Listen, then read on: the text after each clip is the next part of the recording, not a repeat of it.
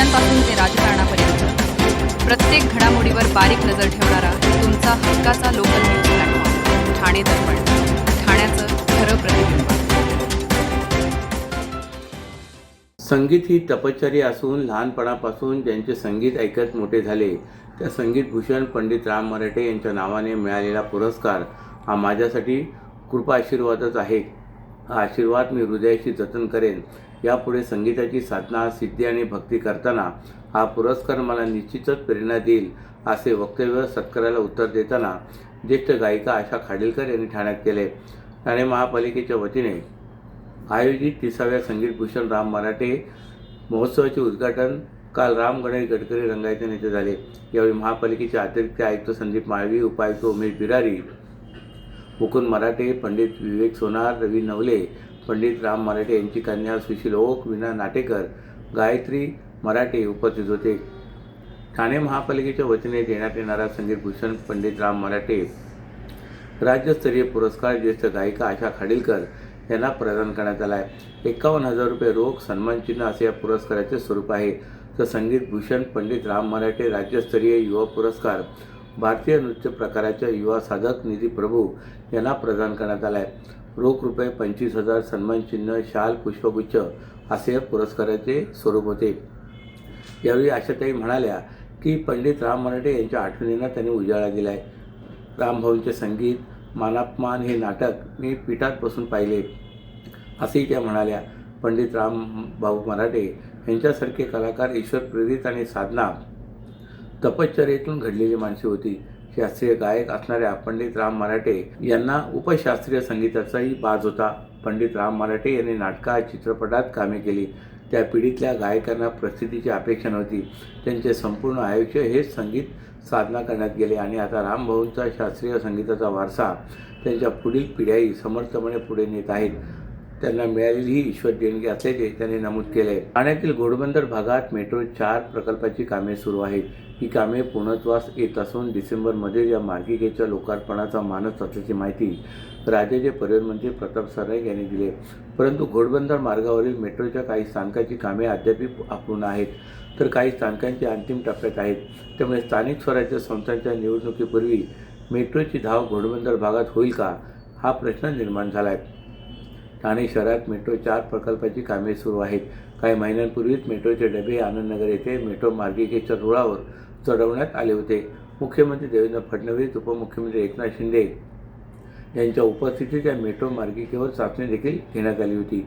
त्यानंतर प्रायोगिक तत्वावर मेट्रो घोडबंदर मार्गावर चालवण्याबाबत MMRDच्या अधिकाऱ्यांमध्ये चर्चा सुरू होती. काल ओळा माजिवडा मतदारसंघातील विविध विकास कामांचा आढावा घेण्यासाठी ठाणे महापालिका मुख्यालयात सरनाईक यांनी बैठक बोलावली होती. डिसेंबरमध्ये या मेट्रो मार्गाचे लोकार्पण होणार असल्याची घोषणा मंत्री सरनाईक यांनी केली. असे असले तरी अनेक स्थानकांची कामे अद्याप अपूर्ण आहेत. त्यामुळे कुठल्या स्थानकावरून ही मेट्रो चालवली जाईल याबद्दल अद्यापही शंका आहे. तसेच घोडबंदर येथील वाघबीळ भागात नवे नाट्यगृह उभे राहणार आहे. ठाण्यात राम गणेश गडकरी रंगायतन, डॉक्टर काशीनाथ घाणेकर नाट्यगृह ही आहेत.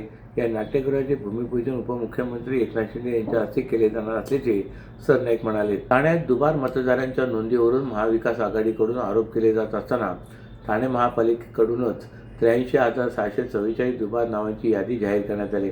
ठाणे महापालिकेचे आरक्षण सोडत जाहीर झाल्यानंतर 20 नोव्हेंबरला प्रारूप मतदार यादी प्रसिद्ध झाली. 2017मधील निवडणुकीमध्ये 12,28,606 इतकी मतदारांची संख्या होती. सध्या मतदारांची संख्या 4,21,261 इतकी वाढली. ठाणे महापालिकेने दुबार मतदारांची यादी जाहीर केली. प्रत्येक प्रभागात सरासरी 200 ते 300 दुबार मतदार असल्याचे आढळून येते. प्रारूप मतदार यादी प्रसिद्ध झाल्यानंतर हरकती सूचनांसाठी महापालिकेने कालावधी दिला होता. त्यानुसार 10 डिसेंबरला अंतिम यादी प्रसिद्ध केली जाणार आहे.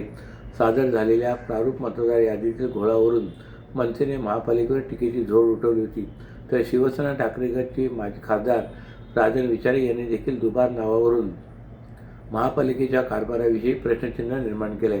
आता ठाणे महापालिकेने आपल्या अधिकृत संकेतस्थळावर दुबार नावांची संभाव्य यादी जाहीर केली. त्यानुसार या यादीत 83,644 नावे दुबार असल्याचे दिसून आले आहे. त्यामुळे दुबार मतदानाचा मुद्दा पेटण्याची चिन्हे आहेत। सर्व नागरिकांना आवाहन करण्यात येत आहे की सध्या डासांमार्फत पसरणाऱ्या डेंग्यू या आजाराचा प्रसार रोखण्यासाठी प्रत्येकाने पुढीलप्रमाणे कार्यवाही करावी। डेंग्यू आजार एडिस इजिप्ती हा डास चावल्याने होतो। या डासांची पैदास साचलेल्या किंवा साचवलेल्या स्वच्छ पाण्यामध्ये होते। 8 दिवसांपेक्षा जास्त दिवस पाणी उघडे व साचून राहिल्यास त्यात डास अंडी घालतात। अंड्यांच्या अळ्या तयार होऊन पुढे डास तयार होतात। यासाठी आपल्या घरातील पाणीसाठे उदाहरणार्थ बॅरल्स, पिंपे, टाक्या, हौद, रांजणे इत्यादी दर आठवड्याला रिकामे करून घासून पुसून कोरडे करून पुन्हा भरावे। 1 दिवस कोरडा दिवस म्हणून पाळावा। पाणी साठ्यांना घट्ट झाकणे बसवावीत किंवा जुनी साडी, चादर, धोतर यांनी बांधून झाकून ठेवावीत, म्हणजे डास त्यात जाऊन अंडी घालणार नाहीत। घराच्या गच्चीवर, आजूबाजूला, अंगणात कोठेही पाणी साचू देऊ नये। भंगार सामान उघड्यावर टाकू नये, उदाहरणार्थ टायर्स, प्लास्टिक सामान, कुंड्या, टाकाऊ वस्तू इत्यादी। अशा सामानात पावसाचे पाणी साठून त्यात डेंग्यूच्या डासांची पैदास होते। घरातील कूलर्स, फ्रीजच्या पाठीमागील ट्रे हे देखील वेळोवेळी कोरडे करावेत। लक्षात ठेवा, नुसत्या फवारणीने डास घनता कमी होत नाही, तर त्यासाठी डास पैदास ठिकाणे नष्ट करणे ही आपल्या सर्वांची जबाबदारी आहे।